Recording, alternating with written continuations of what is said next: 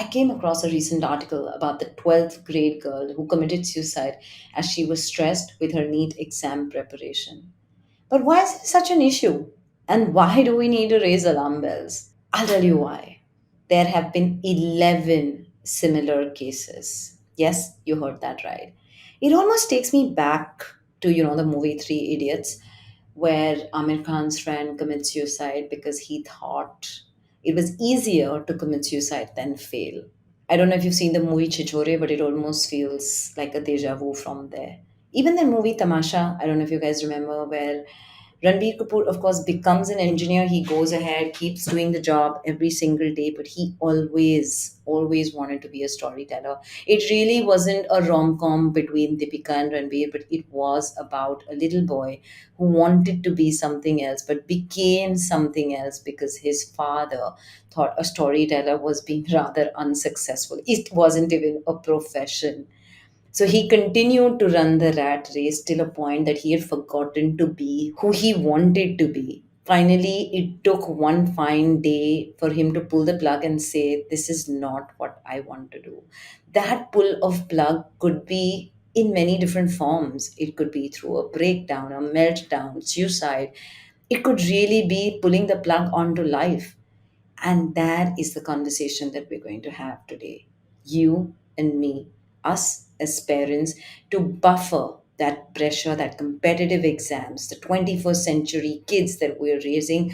How are they to deal with pressure even more than ever before? How are we equipping our children? How can we buffer that pressure for our parents? And that's exactly what we're going to chat with you today. And in extremely simple, actionable methods that you can literally practice every single day over just maybe one dinner table conversation or just one mindful activity or one mindful saying a day.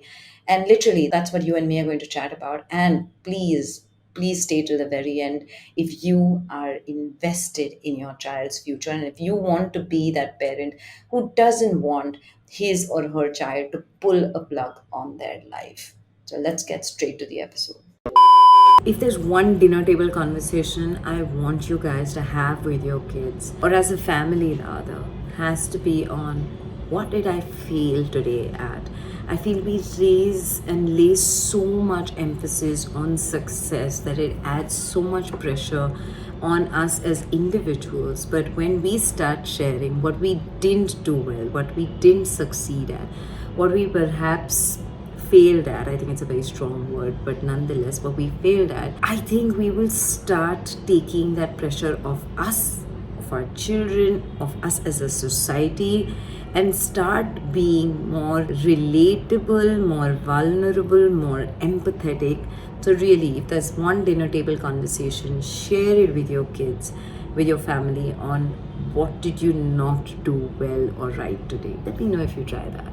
Expecting your child to do what you do in a situation leads to your disappointment. It also teaches your child that you they are who you are, and they will always make decisions exactly like you, right? And they are not themselves. They don't have a personality or a trait of their own or a character of their own.